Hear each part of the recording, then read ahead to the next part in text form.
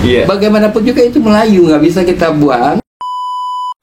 Assalamualaikum warahmatullahi wabarakatuh. Kembali lagi di channel saya Arman CN. Semoga teman-teman selalu diberikan kesehatan oleh Allah Subhanahu wa taala, dilancarkan rezekinya dan dipermudahkan urusannya. Tentunya amin amin ya rabbal alamin. Iya geng, ketika kita berbicara tentang orang Melayu, apa yang ada di dalam benak kita geng, dan apa yang ada di dalam pikiran kita? Ya tentunya di dalam pikiran kita ketika menyebut orang Melayu, tentunya orang Melayu itu adanya di Malaysia. Ternyata tidak geng. Orang Melayu juga tersebar di seluruh Indonesia.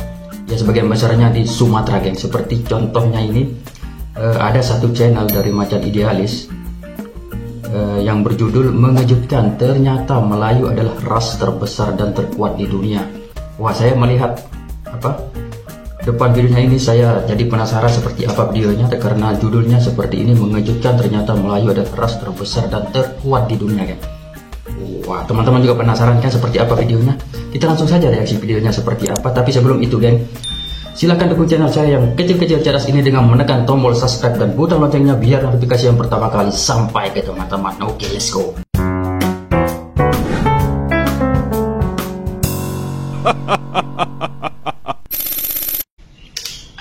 Orang Melayu itu menurut penelitian Winzeler ya, Winzeler itu melakukan penelitian tentang Melayu mengadai penyakit Melayu. Oke, apa tuh, Bek? Penyakit Melayu itu latah. Oh, latah itu penyakit Melayu. Latah itu rasis. Beliau bilang ini babe ini penyakit Melayu itu latah. Assalamualaikum warahmatullahi wabarakatuh. Balik lagi bersama gue Fans Nursemi di channel Macan Idealis. Hari ini gue masih bersama Babe Ridwan Saidi. Teman-teman semua, gue mau diskusikan mengenai sejarah Melayu. Itu. Jadi, apakah betul Melayu itu adalah suatu ras yang termasuk terbesar di dunia? Gue juga pernah dengar katanya dulu bahasa Melayu itu hampir dijadikan bahasanya ASEAN. Coba kita tanyakan ke Babe, seperti apa sejarahnya Melayu itu dan seperti apa progres Melayu yang kedepannya akan bisa dirasakan oleh bangsa Indonesia. Tapi teman-teman semua, sebelum kita mulai diskusinya kali ini, jangan lupa like dan share dulu video ini, subscribe channelnya, klik tombol loncengnya biar update di channel Macan Idealis. Oke, kita tanya ke Babe. Gini Be, bangsa Melayu itu kan bangsa besar nih Be. Kita sama-sama tahu nih Be, bangsa kita nih ya kalau kan saya dari Sumatera Barat, masih tergolong ras Melayu kan Be.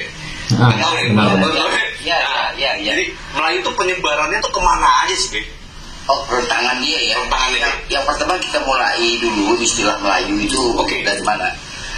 Melayu itu berasal dari nama sebuah tempat di provinsi Kamboja atau Khmer Utara sekarang yang disebut Malay Pul.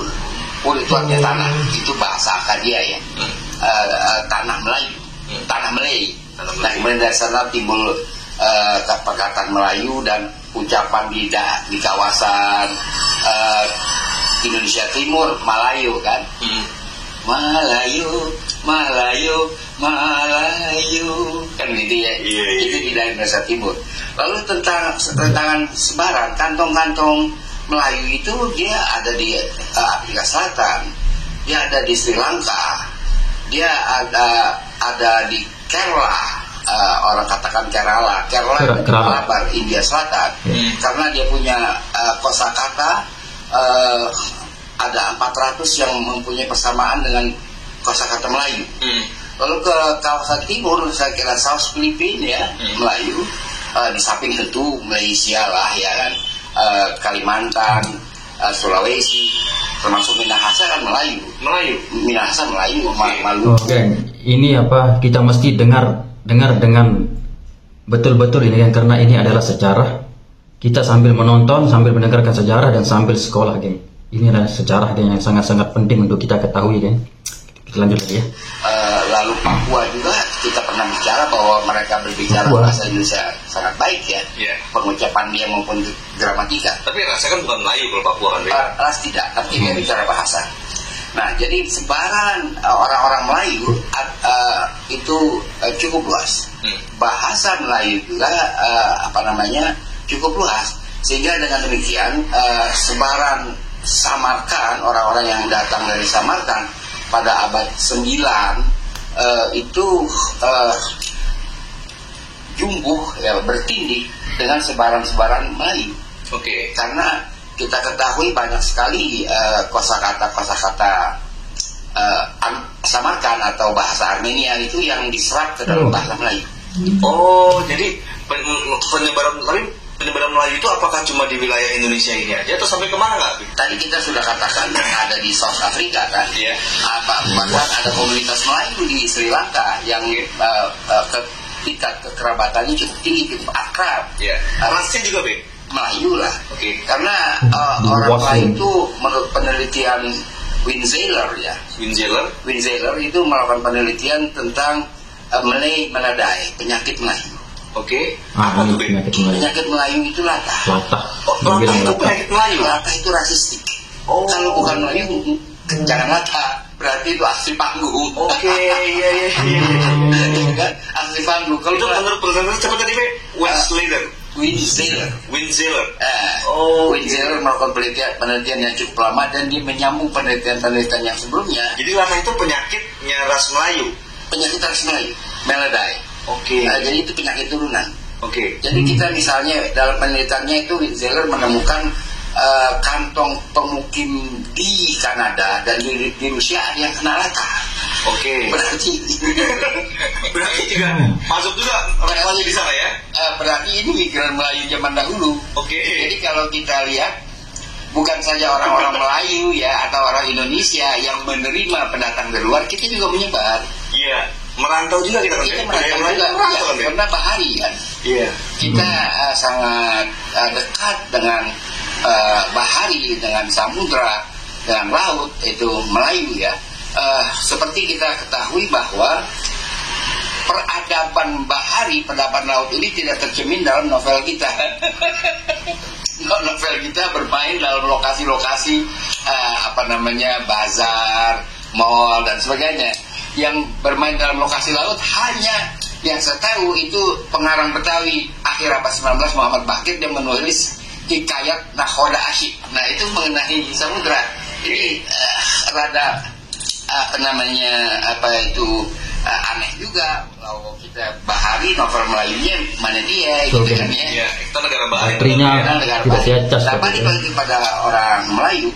Orang Melayu itu dia bercocok tanam juga, bukan saja melaut, bercocok tanam juga. Misalnya kalau kita lihat ya orang Melayu di Jakarta ini, pertama mereka itu bermukim, berhuni. Karena Betawi masuk Melayu kan, Be? Melayu. Iya. Berhuni di Ruang Malaka. Ya. Ruang Malaka itu memang artinya Imperium Malaka. Ruang Malaka, Imperium Malaka. Nah, ketika kemudian Pelabuhan Kalapa itu penuh dikendalikan oleh Belanda pada setelah zaman Raffles, orang-orang ini berpindah ke arah sebelah timur yang ke daerah yang disebut Rorotan Malaka. Oke. Ya kan, Rorotan kan artinya turunan Malaka. Nah di situ langsung jadi petani, nggak melaut lagi. Nah kita lihat juga misalnya kalau kita pelajari relief Hotel Borobudur, orang-orang Delhi juga sudah sejak abad ke-10 berada di Demak. Ya kan kita pernah cerita ini kan, Demak itu kan Dama, itu adalah pesta air. Bukan bahasa Jawa. Demak itu Dama, pesta air itu ada lagunya, itu dibawakan oleh Rubiah, ya kan, lagu Dama itu. Jadi mana lagu ini, lagu Dama? Aduh, hai Dama sayang, gitu kan. Saya nggak lengkap menguasai lagu itu. Pesta air Dama. Pesta air itu kan, pesta airnya itu di Demak, di Kabupaten Demak diadakan di Koban Batur, yang sekarang diganti oleh Pemda setempat menjadi Kebun Batur, jadi nggak ada artinya. Kalau Koban Batur itu artinya Serambi Kuba. Karena itulah kedatangan orang-orang Karibia pada zaman itu, dia berpesta air, dan itu mengilhami menjadi salah satu peradaban atau kesenian Melayu adalah pesta air. Iya, menarik ya, Be, tentang Melayu ini, Be. Nah terus gini, Be, apalagi menurut Babe tentang Melayu ini perlu diketahui? Ini geng, isinya sejarah ini geng, daging semua dari beliau nih geng. Wah keren. Jadi terkesima mendengarnya kan. Kita lanjut lagi kan. Ya misalnya bahasa Melayu masih di komplit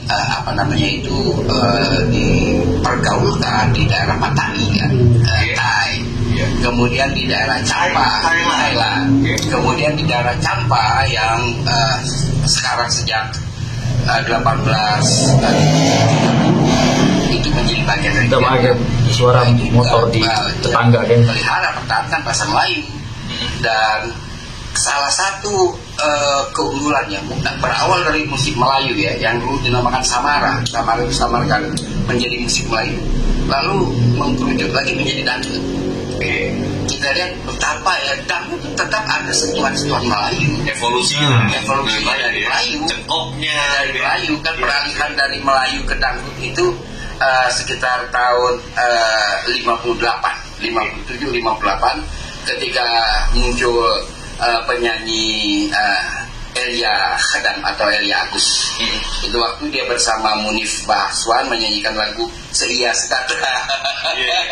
Dan mulai masuk setelah dangdut, dan lalu puncaknya pada awal Orde Baru Rhoma Irama menciptakan lagu Binaria.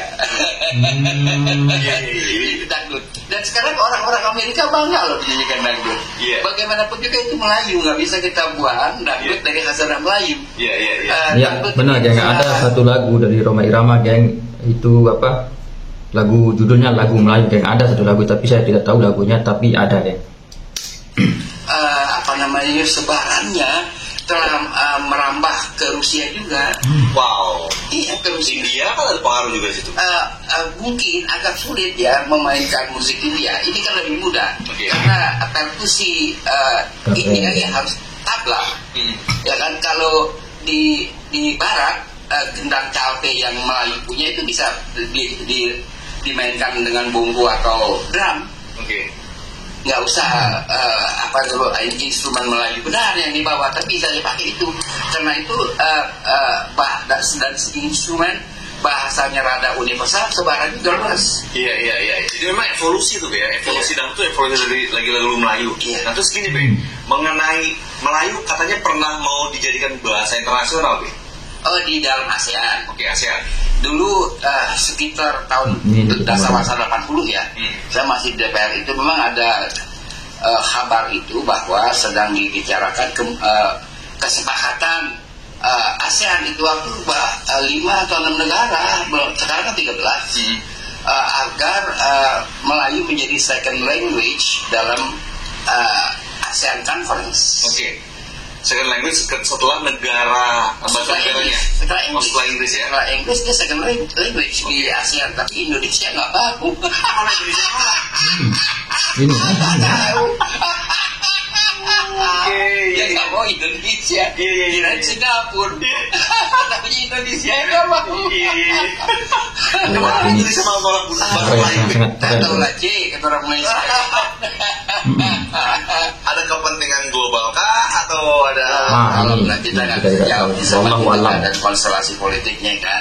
Kenapa nggak mau bahasa Indonesia atau bahasa Melayu menjadi second language? Sebab Brunei berbahasa Melayu, Filipina pun paham bahasa Melayu, Thai pun paham, ya kan?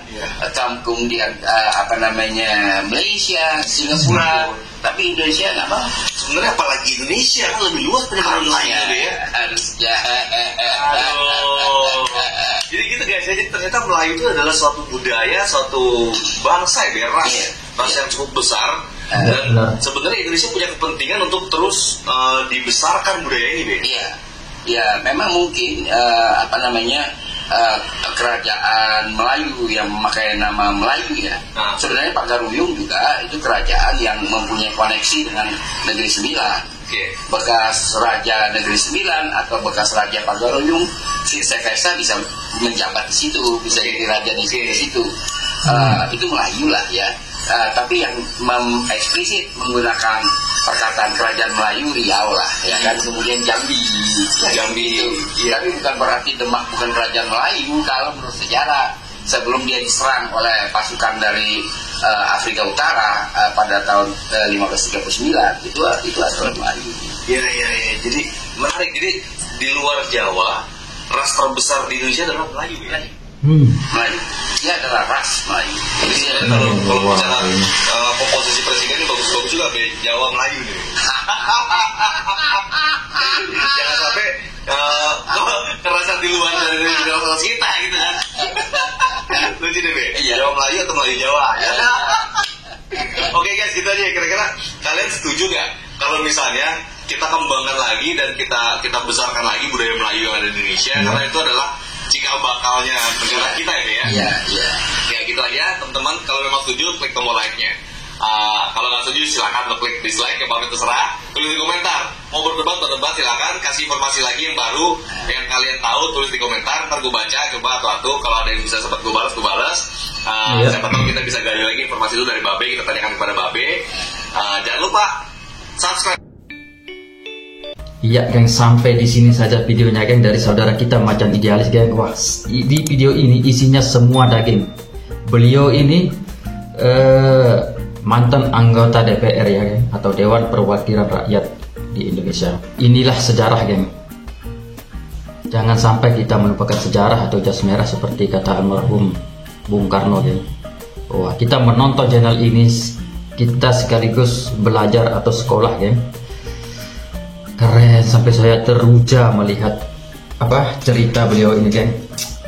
Oke geng, sampai di sini saja pertemuan kita. Kita akan berjumpa seperti biasa di video-video saya yang selanjutnya geng. Jaga kesehatan teman-teman. Assalamualaikum warahmatullahi wabarakatuh.